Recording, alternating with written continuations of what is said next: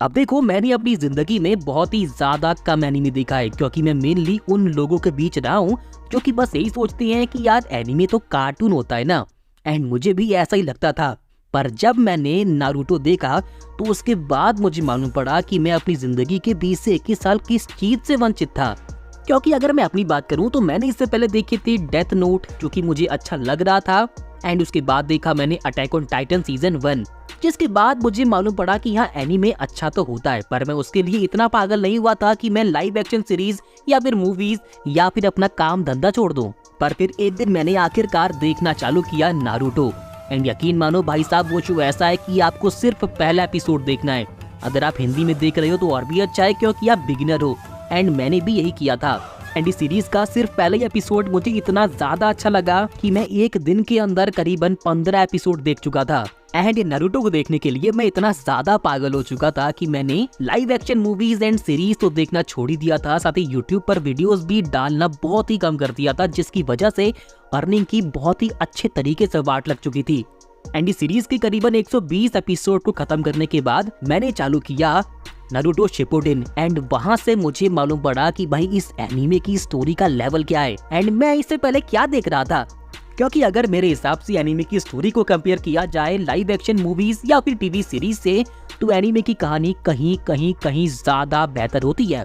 जहाँ पर live action movies and TV series की कहानी का दी एंड होता है, तो वहाँ से एनीमे की कहानी चालू होती है। एंड इस चीज का रियलाइजेशन मुझे हुआ नारुतो शिपुडेन देखने के बाद, क्योंकि ये सीरीज हर डिपार्टमेंट में अव्वल दर्जे पे आती है। फिर चाहे वो एक्शन हो, इसकी कहानी हो, इमोशंस हो, कैरेक्टर हो, वर्ल्ड बिल्डिंग हो, कुछ भी हो, नारुतो टॉप पे ही आता है। एंड इस सीरीज का मैं कितना ज्यादा बड़ा फैन हूँ तो इस बात का अंदाजा आप यहाँ से लगा सकते हो कि मैंने नारुतो की एक जैकेट ले ली थी, जिसे मैं आज के टाइम पे उतना पहनता तो नहीं हूँ, पर वो मुझे अभी भी अच्छी लगती है। अब देखो, इस पॉइंट से मैं ये मान के चल रहा हूँ कि आप लोग ये समझ चुके होंगे कि मुझे नारुतो सीरीज कितनी ज्यादा पसंद थी, तब तक जब तक मैंने वन पीस के 1000 एपिसोड पूरे कंप्लीट नहीं कर लिए थे। एक्चुअली 1000 नहीं, बल्कि मैं 1085 तक क्रॉस कर चुका हूँ। एंड अब जाके मैं यहाँ से वन पीस का रिव्यू चालू करने वाला हूँ। बट अगर आप में से कुछ लोग अभी भी ऐसे हैं जो कि बस ये चेक करने के लिए वीडियो देख रही हैं कि क्या वन पीस के 1000 एपिसोड देखना वर्थ वॉचिंग है या फिर नहीं, या फिर हमारा कीमती टाइम वेस्ट तो नहीं हो जाएगा, तो भाई मैंने आपका इंतजाम पहले से कर रखा था। तो बात कुछ ऐसी है कि जैसे जैसे मैं वन पीस की मेन सागा या फिर कोई भी एक इम्पोर्टेंट आर्क है वो कंप्लीट कर रहा था, तो वैसे वैसे मैं तुरंत जाकर इनके वीडियोस भी बना रहा था, बस अपना ओपिनियन शेयर करने के लिए कि मुझे ये आर्क या फिर ये सागा कैसी लगी। एंड मैंने ये वीडियोस करीबन एपिसोड नंबर 405 तक बनाई हैं, जो कि है अपनी सब ऑडी आर्क की पेलेगो आर्क। यानी कि इस बीच जो भी इम्पोर्टेंट सागा, जो भी इम्पोर्टेंट आर्क थी, मैंने उनकी वीडियोस बनाई हैं, जहाँ पे मैंने अपना ऑनेस्ट ओपिनियन शेयर किया है। तो आप यहाँ से अंदाजा लगा सकते हो कि भाई वन पीस ने मुझे किस तरीके से ग्रैब किया एंड किस पॉइंट पर किया। तो अभी मैंने वन पीस की स्काईलैंड सागा पूरी कंप्लीट कर ली है। 195 एपिसोड तक था एंड मैंने पूरा देख लिया है। और अगर इसके बारे में अपना मैं ओपिनियन शेयर करूं तो ये मुझे फिर भी काफ़ी अच्छा लगा है पिछली वाली सागा से। कम से कम ये उतना ज़्यादा बोरिंग नहीं था, ये फिर भी ठीक था। हालांकि शुरुआत के कुछ एपिसोड इस सागा के थोड़े बोरिंग तो थे, मतलब मैंने आगे बढ़ा कर देखा, पर फिर भी मुझे काफ़ी अच्छा लगा, क्योंकि इसका विलन जो एनेरू है, गॉड एनेरू, वो फिर भी अच्छा लगा। और लूफी की उससे जो फाइट थी भाई साहब, तो मज़ा आया है यहाँ पे। अब मैं सीधा शुरुआत करने वाला हूँ 207 एपिसोड से, क्योंकि बीच में मैंने सुना था कि 196 से लेकर 206 तक फिलर एपिसोड हैं। अब देखते हैं यहाँ से क्या होता है, क्योंकि ये जो सागा है इसका नाम शायद वाटर से है कुछ। देखते हैं क्या होता है।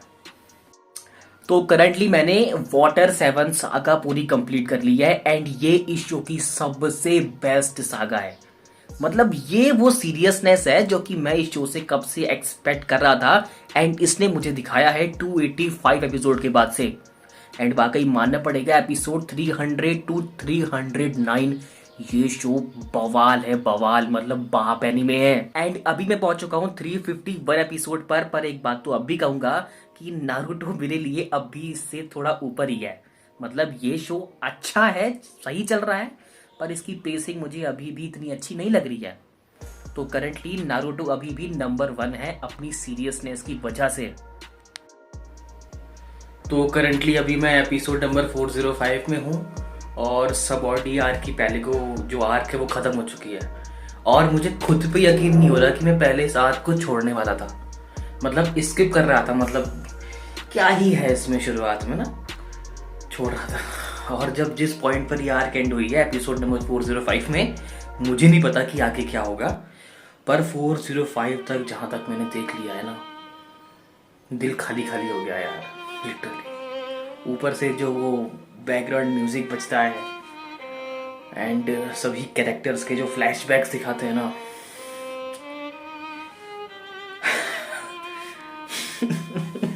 अब देखो, अगर मुझे वन पीस की एनिमे सीरीज को आपके लिए सिर्फ एक लाइन में रिव्यू करना हो तो बस यही बोल पाऊंगा कि आपको ये शो देखना चाहिए इसकी स्टोरी के लिए, इसकी वर्ल्ड बिल्डिंग के लिए, इसके कैरेक्टर्स के लिए एंड इसके मूवमेंट के लिए।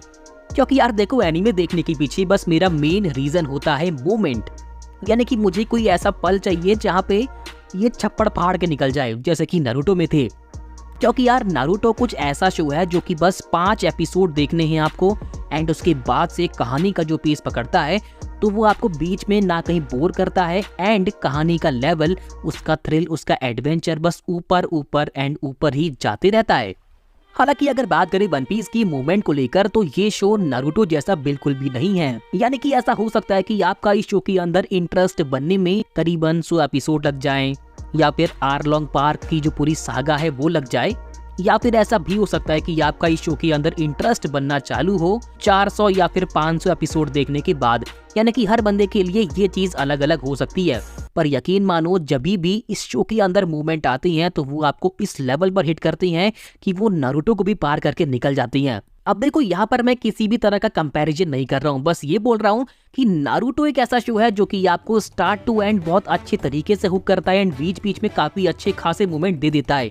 बट वन पीस एक ऐसा शो है जो कि आपको स्टार्ट टू एंड हुक तो करता है, बीच में कहीं कहीं बोर भी फील करवा सकता है, पर मान के चलो कि जब भी आपको ये शो हल्का फुल्का बोर फील हो रहा है तो यानी कि आगे कुछ ना कुछ ऐसा होने वाला है जिसके बाद आप इस शो के और 100 एपिसोड देखने वाले हो बिना किसी भी दिक्कत के। वन पीस के अंदर ऐसे कई सारे मूवमेंट हैं जो कि आपको किसी के मुंह से सुनने में बहुत सिंपल लग सकती हैं, बट जब आप उन्हें खुद देखते हो, खुद फील करते हो, तब जाकर आपको मालूम पड़ता है कि भाई ये शो किस लेवल का है। एंड इसके एग्जाम्पल कई सारे हैं, जैसे कि शुरुआती 100 एपिसोड के अंदर ही एक ऐसा सीन आता है जब बगी द पायरेट लूफी का गला काटने वाला होता है एंड उस पॉइंट पर लूफी बस स्माइल कर रहा होता है एंड अपने दोस्तों का नाम लेके कहता है आई एम डेड।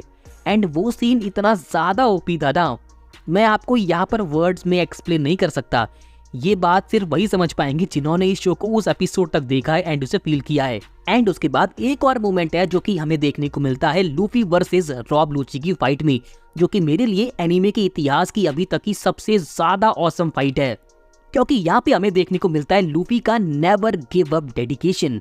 एंड ये इस लेवल का होता है कि आप चिल्लाने पर मजबूर हो जाओगे। मुझे आपका नहीं पता पर मैं तो चिल्ला ही रहा था। एंड इसके बाद भी कई सारे मोमेंट हैं, जैसे कि सांजी का वो लाइटर वाला डायलॉग एंड उसके बाद जोरो का उतना पेन सहना, Dressrosa arc, Sabaody arc, बेलेगो आर्क, मरीन फोर्ड आर्क। मतलब मैं बोलते बोलते थक जाऊंगा एंड ये वीडियो करीबन 2 से ढाई घंटे का पहुंच जाएगा, पर फिर भी वो मोमेंट खत्म नहीं होने वाले। एंड वो जो फील देके जाते हैं ना, उसे सिर्फ वही लोग फील कर सकते हैं जो कि इस शो को पूरा 1000 एपिसोड तक देखते हैं। अब अगर मैं बात करूं वन पीस के सबसे ज्यादा ओपी मोमेंट के बारे में, तो वो था मेरे लिए लूफी का गियर 5 एंड लूफीज वॉक, जो कि हमें देखने को मिल जाता है 1071 एपिसोड एंड 1015 एपिसोड। एंड ये दोनों ही एपिसोड भाई साहब मेरे लिए मतलब वन पीस गॉड लेवल बन चुका था इन 2 एपिसोड को देखने के बाद। एंड बाकी आपके लिए वन पीस का सबसे ज्यादा ओपी मोमेंट कौन सा था तो नीचे कमेंट करना मत भूलना। एंड प्रेजेंट टाइम पर मैं सीरीज का इतना ज्यादा बड़ा फैन बन चुका हूँ कि मैं डेली कम से कम 1 से 2 बार ड्रम्स ऑफ लिबरेशन, लूफी का गियर 5 वाला वो ओपी मोमेंट, लूफीज वॉक, लूफी का इवोल्यूशन जब वो बच्चा था एंड अभी वो जब वो एम्परर बन चुका है, ये सब चीजें मैं देखता ही रहता हूँ। एंड मेरा यूट्यूब का जो फीड है वो भी इन सब से भर चुका है। इससे पहले तक उस पर कब्जा था नारुतो का एंड अभी हो चुका है वन पीस का। अब अगर मैं आपको इतना कुछ बता ही रहा हूँ तो आपसे ये बात भी शेयर करना चाहूंगा कि मेरे लिए किस एनीमे का वो कौन सा एपिसोड है जो कि लिटरली मेरे आंखों में बहुत तगड़े तरीके से आंसू लेके आ गया था एंड मैं आज भी वो सीन देखता हूँ। और वो सीन है वन पीस से नहीं बल्कि नारुतो सीरीज से, और वो सीन है रॉक ली वर्सेस गारा वाली फाइट जो कि आपको इस सीरीज की बहुत ही शुरुआत में देखने को मिल जाती है। एंड इस बात का अंदाजा आप यहाँ से लगा सकते हो कि नारुतो आपको अपनी कहानी में किस लेवल का हुक कर लेता है कि आप इसके शुरुआती एपिसोड में ही कुछ सीन देखकर रो जाओगे, क्योंकि इस फाइट में आपको देखने को मिलता है रॉक ली का नेवर गिव अप डेडिकेशन। यानी कि आप सोचो जरा कि बंदे की हालत बहुत ज्यादा खराब है, बहुत ज्यादा चोट लग चुकी है, वो लगभग बेहोश है, पर फिर भी वो फाइट करने के लिए खड़ा है सिर्फ अपनी विल के ऊपर कि उसे लोगों को प्रूव करना है कि वो क्या क्या कर सकता है। मतलब मेरे लिए तो एनीमे एक तरफ एंड ये एपिसोड, ये फाइट एक तरफ। बाकी आप बताओ कि आपके लिए ऐसा सीन कौन सा है, तो नीचे जरूर कमेंट करना।